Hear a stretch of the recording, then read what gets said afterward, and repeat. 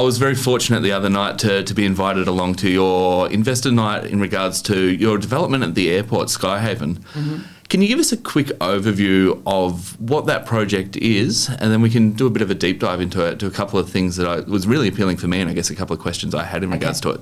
Yeah, that was a really exciting night. That was a benchmark, I think, for James and I. I was mentally exhausted the following day thinking, wow, we really had an hour to sort of pitch to the Cairns community, and we had no idea. I think that was probably a big mistake by us not to realise just the support that the Cairns community would have to this project. I think the authenticity is too, when you get a whole lot of people in a room. Yeah.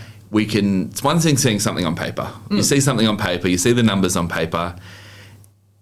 It struggles to highlight the passion, the excitement, and even the opportunity when it's just on paper, where sitting in that room surrounded by a lot of other very smart, intelligent people, everyone could see the potential in that project. So continue on. Sorry to interrupt. The phone rang hot straight after that. Was so exciting. So what we're doing, it was very much James's idea, riding his bike a couple of years ago with Richard Barker, who was the CEO of the airport, and James lamented that we just couldn't get anything to stake up in Cairns. We'd love to go to scale. We'd love to create some different hybrid accommodation in this town, and with the doubling of land and everything else. And Richard said, come and look at the airport. I've got plenty of land, and it's the 7th busiest airport in Australia, and we're the only one with no accommodation based at the airport.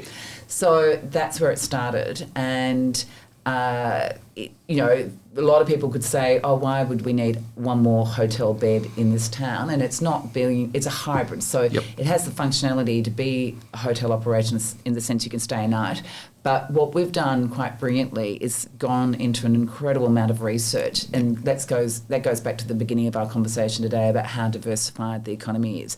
So this is not being built as a tourist hotel, and we're not looking at trying to package it up to tourists offshore to say come and stay at the Cairns Airport. As you know, most airports in Australia all have accommodation outside the front door, and more that we travel, we will always choose to stay at the airport because we just want to get on the plane first thing in the morning and get out. So it's got that market, but the big point of difference in the design of what we're doing is every single room, be it a studio, one bedder, a couple of two bedders, is they're self-contained. So there's the ability to prep your food, cook, but you can also go downstairs to the cafe. We'll also have like a food larder that you can pick up your basket of whatever you need if you're staying. But we discovered that there's this huge transient population that works in Cairns for up to 3 months, and at the moment they're really forced into Airbnb. Hotels really aren't fit for purpose for what they want, and you can't rent anything. So the aviation industry, engineering industry, MRO as it's called, we talked about earlier in this podcast, that workforce is around 400 people at Cairns Airport. At least 30 to 40% is a fly-in, fly-out from Europe, Canada and Ireland, and they are working on 3-month contracts. So they come in as a workforce, very specialised, highly paid team. They strip those planes down. They are here to work and sleep and work and sleep. And if you had that accommodation across the road from where the aviation engineering base is, it's a win-win for that industry, because they 100%. Tender those projects 2 to 3 years in advance. They price in bringing in the workforce. So they were the first driver that we discovered when we were thinking about it. Then we had a roundtable with state government, health, education, you name it, and they all came to us and said, you have no idea the additional workforce that we have to support into Cairns. State emergency services have to come in where we're going through the cyclone region. They bring another couple of hundred people every sort of wet season. Health every month has about 80 to 100 allied health workers that come in, and they stay for a month and they go every month. So it's not seasonal. And if you look at the expansion of Cairns Hospital, that's just going to continue to 100%. Every hospital precinct 100%. In Australia, everywhere in the world, just continues to grow.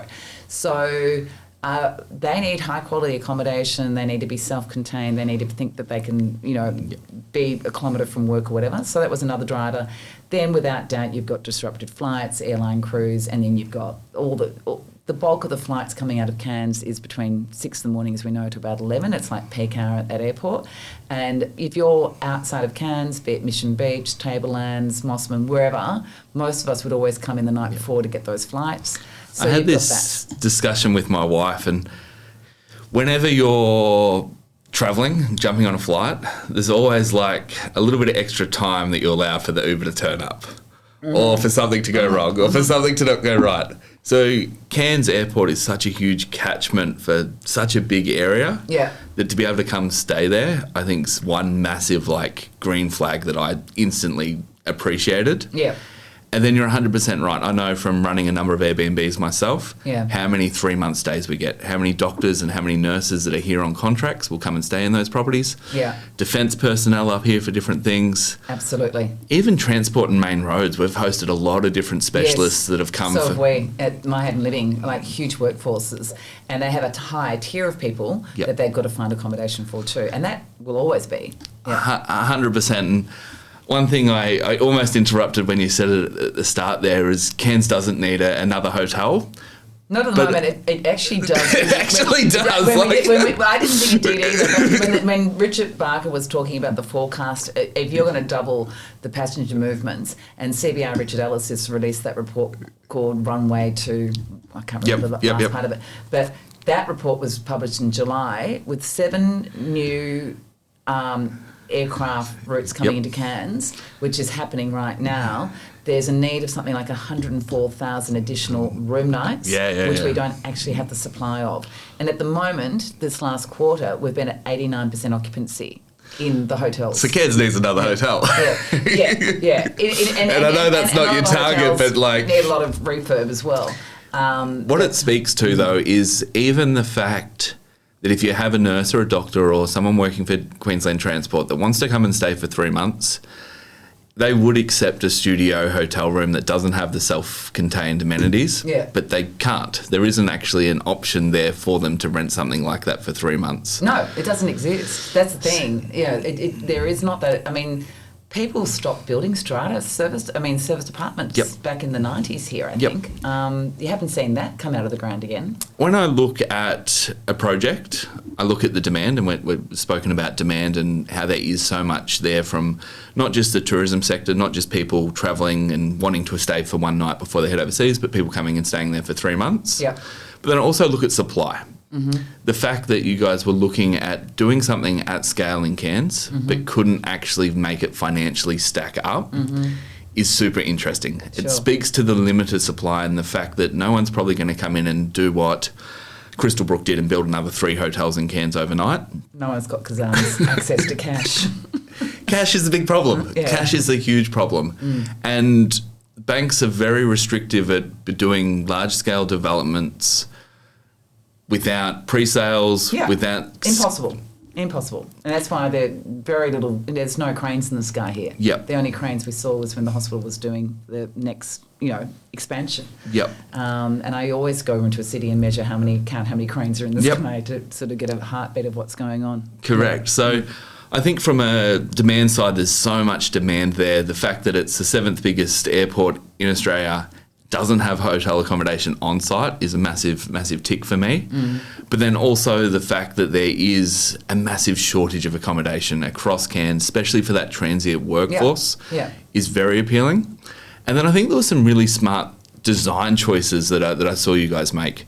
Firstly, the fact that you're leasing that land, not buying it, means that you've ended up with a really large parcel of land for that project. Yeah, we've got 10,000 square metres. 10,000 square metres. So that's what makes it work, because we have not been holding. If we had translated that land into the CBD, we'd probably be $10 million holding costs for 2 years, waiting to get DA approval, waiting to get building approval, waiting to get finance. It would never happen. That's before you even put a shovel in the dirt. And we've seen all those other big projects in the CBD that have been out to market. Was it Nova? Nova City's perfect example. Yeah, perfect example. So too big.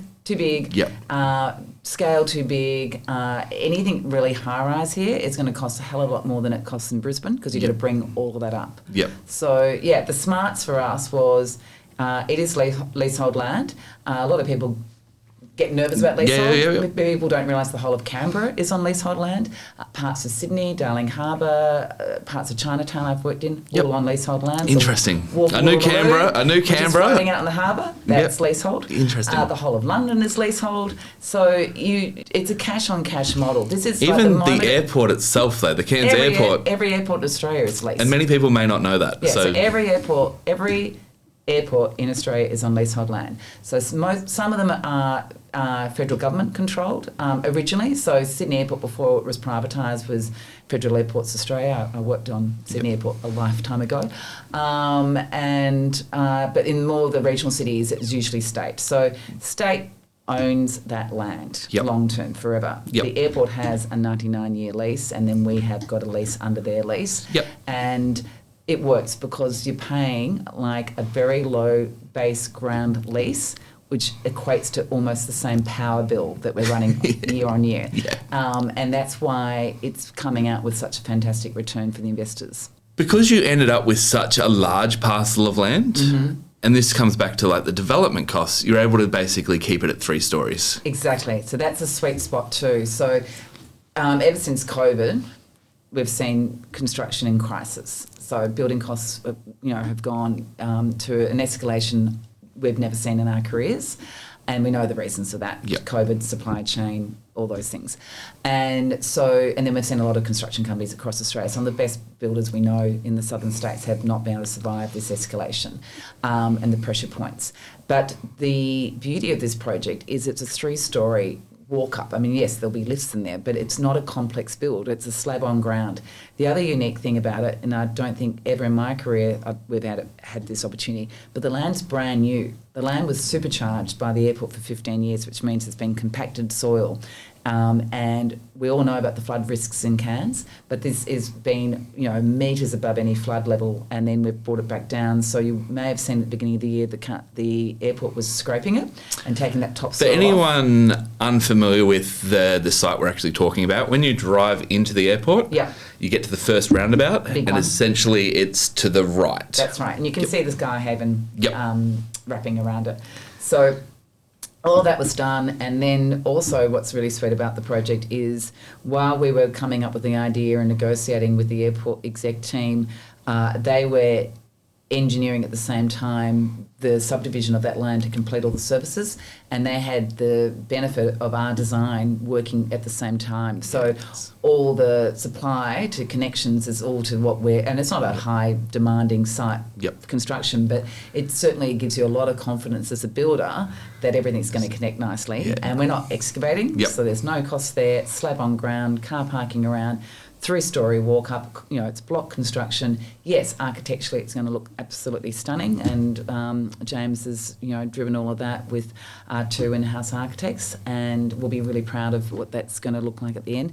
But also, because we've done so much research with the market through the design process, and we all work in the same building, so I'm down one end and the architects are in the other, and we're all sharing this knowledge of what the market needs, because you only get one chance at the very beginning. It's very hard to go back. You can't go back. You can't retrofit. You always, whenever you build a house, you go, oh damn, I wish we'd done the pantry twice as big, or I wish, with the decking around the pool had another metre. You can change it, but it's going to cost you a lot. So you really want to get your research right. So we're not a fast, quick build developer, don't care. We care about everything, every detail, and we care about the longevity of the buildability and how, the life cycle of that building is really important. So the hours that have been spent right down to mechanical engineering to make sure there's fresh air intake into every one of those rooms, because if you're going to cook, you've got to be able to circulate that air. But also, James is thinking about, well, how do we reduce the mould content in the tropics and make sure that, we don't have this major issue of refurbishing. So that intel's been sort of thought through the design. Acoustics, all right? We're at the airport. Everyone's going to go, oh, I don't want to stay there because I'll hear planes. You won't hear a thing. You'll be lucky to hear a pin drop. So there's been so much acoustical engineering design into the thickness of the glass, right down to the type of flooring systems we want to use, which is this fantastic Bolin material from Europe that will be cushioned, so you won't hear the rattling noise of suitcases at 5 in the morning if you're a pilot and you're trying to sleep. So it's that attention to detail. A lot of details gone into it. It's a project that I've been watching, and it's certainly a very exciting project. I think there's maybe 2 red flags that investors might have concerns about. One of those we've already framed up, and that's the leasehold fact. Sure. The fact that it is a leasehold, but the reality is it's going to be a very high cash flowing business. Yes. That there's going to be a very quick return on investment. So I think the fact that it's a 50-year lease. 50-year lease, yeah. that's a long time to get a return on investment. So I think looking at it as a business opportunity more than a property investment is probably the right framing. Absolutely. It's a hybrid of that. Yeah. You've got to get your head around that. But once you do, then you understand how it works. Yeah. So very much looking at it as a business opportunity. The cash flow that James ran through is certainly very exciting. The other red flag I think a lot of investors, and especially people in the property investment space, might have is the fact that it's essentially an off-the-plan development. Where we're building, it's not built yet. Yes. And, you alluded to this the other night, that a lot of superannuation funds and that would jump at this in a heartbeat if it was already built. Absolutely. We'd sell it 10 times at the moment. Yeah. But someone's got to take the risk. Correct. But I think the fact you guys have been building in Cairns for as long as you have, the fact that, you said the land's new, and what you meant by that is all the infrastructure's there ready to go. And then the fact that you're not going 20 stories high. Yeah. Massively limits the risk of this not actually proceeding. The other big factor as well is the council approval's already there. Yes. The fact it's not council. It's not council. The sweetest thing is the airport has its own land use planning scheme. So, that was another green light for me. Yeah. Because we didn't waste, I'm not saying we waste time when we work with council. I reckon you could almost say that. We love the council, but they have limited resources, and when demand peaks like it is at the moment, things can be challenging when you need council approval. It's really hard. So that was a fantastic result for us. It's not uncommon for people to be doing larger scale developments and it take a year to get approvals through council. But I'd say 2. Yeah. So to be able to have that tick and know that you can build it, falling under that planning scheme, the fact that you can actually go ahead with it. For me, a lot of the risks associated with buying into this project with it being off the plan have been taken off the table. Thank you. So I think that's, a massive green light. So anyone that's listening to this and weighing up the pros and cons of these sort of projects, the fact that it is going to be a cash flowing business very quickly. Yeah. And the fact that it is off the plan, but that also creates the opportunity at the moment. But a lot of the risks of buying off the plan have already been removed off the table. And it's not been strata titled. So we've set it up under a unit trust structure. So some of you will know what that is. Some of you may not know it. But it's a real estate unit trust. So you're basically buying shares into the ownership. And so the total development cost is estimated around 60 million. The build is probably around 56 million. We're just stress testing that again at the moment because there will be probably a little bit of a push on inflationary pressures. But we will be doing this as a fixed price contract to also de-risk it for the unit trust, but we also have to make sure we get that right. Yeah, of course. At the moment, the banks, fantastic support from 2 tier 1 leading banks in Australia, with a 50% non-recourse structure. Fantastic. Which then means we need to raise about 30 million equity. So there's a bit of a stress test that, the banks may go up a little bit more on the leverage, which then would give you a better return if you're a unit trust holder. But we would work together with the unit trust holders to say, do you want to stress test that more, or are we all comfortable where we are? So the game plan at the moment is we would love to start, we're ready to go. It's shovel ready. Everything's BADA approved. We know we've got a wet season coming up. We've built through wet seasons for 20 years. But our aim at the moment is to start build by March. And just in the last few weeks has been an incredible upturn, especially in the Cairns business community, the whole region actually. Tablelands people who have a vested interest, understand Cairns. We're not selling this to people that don't get what this town's about and the future growth. And I think Richard Barker definitely gave a great sort of piece in that presentation on Tuesday to show where Cairns Airport's going. And you'll probably need another 2 SkyHavens by the time we finish. Definitely. We've got the Olympics coming, we've got the PNG NRL expansion. There won't be enough accommodation to service that expansion of the league. There's just so many more drivers coming into the market that are going to really push the demand scenario for this project. And for investors watching this, we can get the numbers to them. Sure. Essentially, it is around an 18% return that's been baselined. Yes. Or forecast, I guess, is probably the right word. Within the 3rd year of operations. So 2 years of build, 24 months. You can't get a return while you're building, but you wouldn't get one if you were doing your own development. But the day the door opens, and the unique thing in this model, which we've been conservative, so we haven't even done any upside. So that's 2 buildings. We call it stage 1, stage 2, but it is in its entirety, 186 rooms, and there's a little road going between the two buildings. The first building will have the reception, the cafe, and all the infrastructure you need to operate, and that will be, I think, 98 rooms, and then stage 2 is 88 rooms. So the build for us is we will have stage 1 building complete 6 months ahead of stage 2. And there won't be any impact of the construction in stage 2 because it will just be doing the internal fit off. So you won't have any messy things. We'll make it look beautiful. Not concrete trucks coming back and forth. And No, we'll make sure that looks great. So you're instantly earning income, generating income the moment the door is open and you're taking bookings. Factoring out the first 6 months because we don't model that because we want to be conservative. Year 1 is based on all rooms complete, 186 opened, and we're quite conservative. I think our modelling was like 68% occupancy. Don't get me today, but, the ADR was, once again, I think pretty reasonable, about a $250 I'm going to say very conservative, actually. But anyway, continue on. Yeah, but, you want to make sure you can reach that expectation for investors. 100%. And we've done the same thing with other projects we've done. And, satisfying the expectation, we live in this town. It's pretty brave to go out there and say, back us. Yeah. But you know where we live. And we have a vested interest. As I said at the beginning of the podcast, James and I are not leaving Cairns. We've decided this is our home forever.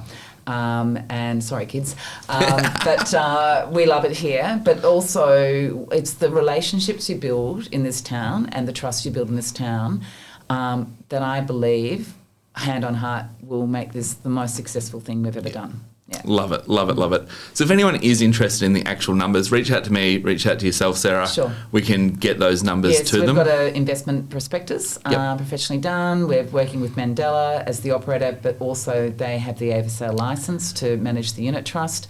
The whole structure is all set up. We've got people signing up as we speak into the unit trust. You've raised about half the private funds? Getting there. Yeah. We've got commitment. It's just now going through the mill of people doing their due diligence. Of course. But we're definitely tipping over the sticky point of saying this is now going to motor. Ideally, I'd love to close off the cap raise by Christmas. I know it's a tight time frame, but the work's been done. So, we're very happy to go out and talk to anyone, present to anyone in this community that wants to know more. We have a whole data room, which, if you sign an NDA, you can get access to, the enormous amount of research and work that's been done to support the assumptions. Certainly an exciting project, and certainly something that I can see has a huge place in the current market. But also could be very profitable for those that jump into it. Yeah, so. I mean, I'm going to retire on it. I hope not. I'm putting my money. Well, I do know. Eventually, I don't think I could. You couldn't retire. Don't kid yourself. Well, I'll find something. I do love the art gallery. So, you're not going to sit around sewing. Let's be honest. We'll see. Sarah, it's been an absolute pleasure having you on. I very much look forward to what you continue to do because I know this won't be your last project. Thanks, Sean. Thank you for your time. Thank you for having me.